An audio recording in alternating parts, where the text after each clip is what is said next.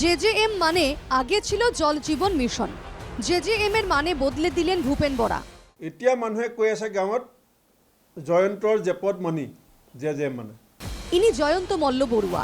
2021-22 সালে তার জনস্বাস্থ্য কারিগরি বিভাগের অধীনে শুরু হয় জল জীবন মিশনের কাজ। তখন শোনা গিয়েছিল হর ঘর জল, ঘরে ঘরে বিশুদ্ধ পানীয় জল পৌঁছে দেওয়ার স্লোগান।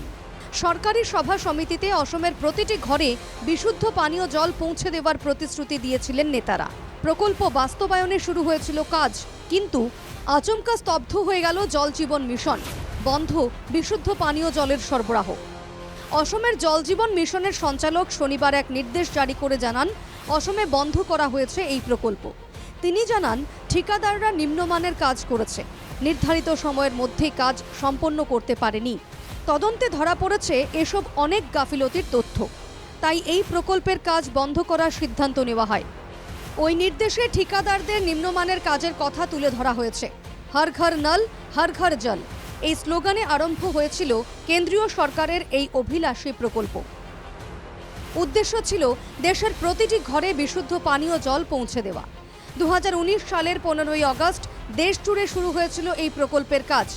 2024 সালের মধ্যে দেশের প্রত্যেক নাগরিকের ঘরে বিশুদ্ধ পানীয় জল পৌঁছে দেওয়ার কথা ছিল, কিন্তু অসমে মাঝপথেই থমকে গেল জল জীবন মিশনের কাজ।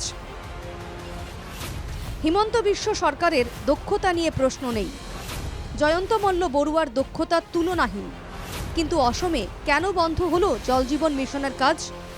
এ ব্যাপারে বিজেপিকে নিশানা করে ভূপেন বরা বলেন, জেজেএম এর কাজের জন্য বাজপেয়ী ভবনকে কমিশন দিতে হয়েছে ঠিকাদারদের।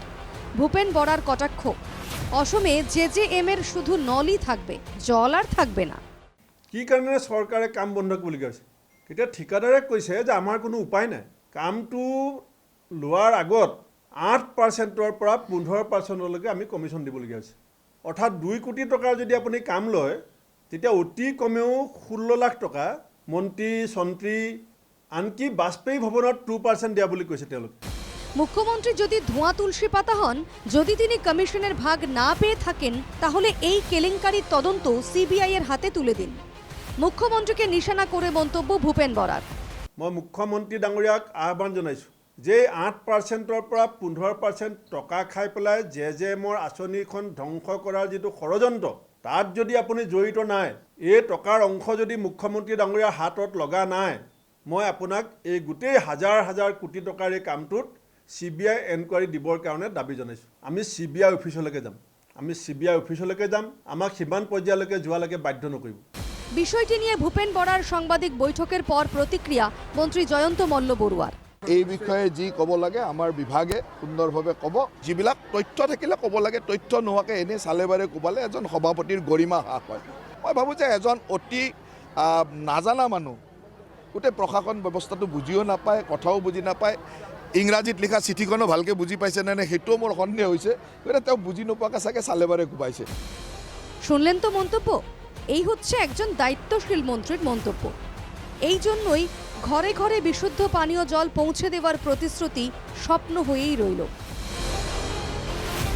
Bureau report, NKTV Bangla.